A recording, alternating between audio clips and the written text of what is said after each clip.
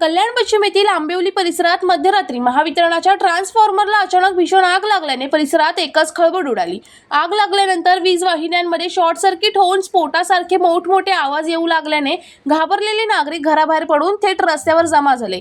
काही काळ परिसरात भीतीचे वातावरण निर्माण झाले होते। या आगीमुळे आंबिवली, शहाड, मोहणे आणि टिटवाळा परिसरातील अनेक भागांमधील डीपी आणि वीज यंत्रणा बाधित झाल्याने रात्रभर वीज पुरवठा खंडित झाला।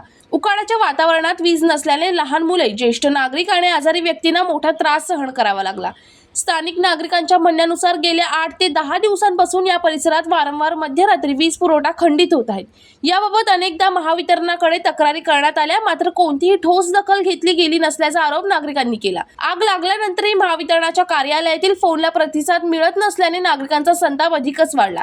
दरम्यान वाढती लोकसंख्या आणि विजेची वाढती मागणी लक्षात घेऊन अधिक क्षमतेचे ट्रान्सफॉर्मर बसवण्याची मागणी स्थानिक लोकप्रतिनिधी आणि नागरिकांकडून करण्यात आली। लवकरात लवकर कायमस्वरूपी उपाययोजना न केल्यास महावितरणाच्या विरोधात तीव्र आंदोलन छेडण्याचा इशारा स्थानिकांनी दिला।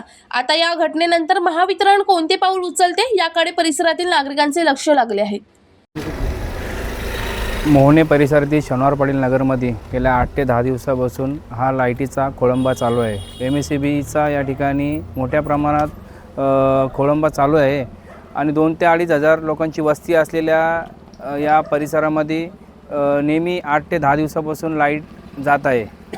या ठिकाणी लहान मुलं असतील, वयस्कर लोक असतील, या ठिकाणी त्यांना खूप त्रास होत आहे। गरमीचे दिवस आहेत।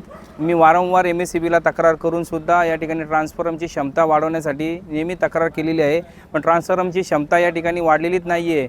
उलट जे आहे त्याच पद्धतीने थोकपट्टी लावून या ठिकाणी ट्रान्सफॉर्मर लावण्यात आज दुपारी आला आणि वापस तो ट्रान्सफॉर्मर उडला। त्यामुळे नागरिक या ठिकाणी त्रस्त आहेत। येणाऱ्या दिवसात जर या गोष्टीचा पाठ व्यवस्थित झाला नाही तर शिवसेना स्टाईलने या ठिकाणी आम्ही आंदोलन करू। माझं नाव विक्रांत जालिंदर पाटील आहे। मी मोहणे शनिवार पाटील नगर इथे राहतो। गेले 35 वर्षापासून इथे राहतो आहे, पण आज 8-10 दिवस झाले सतत लाईट इथे जाते। रात्री 3ला काल लाईट गेली, ट्रान्सफॉर्मर गेलं तर सकाळी 10-11 वाजता नवीन ट्रान्सफॉर्मर लावण्यात आला आणि तो आज रात्री 11 वाजता पुन्हा तोच ट्रान्सफॉर्मर गेला। आम्ही 12-12 तास ड्युट्या करतो आहे, उन्हातान्हात काम करून घरी येतो तर झोपायला पण भेटत नाही। त्यामुळं आमच्या शरीराची पण स्वास्थ्य पण बिघडतं आहे आणि कित्येक असे पेशंट आहेत ज्यांचं बायपास येथे झालेलं आहे, कोणाला दम्याचा त्रास आहे, भरपूर काय त्रास आहेत। सगळे आता अंधारात आहेत। आज 8-10 दिवस झाले आम्ही रोज रात्री अंधारातच असतो। इस्माईल शेख, जनशक्ती कल्याण।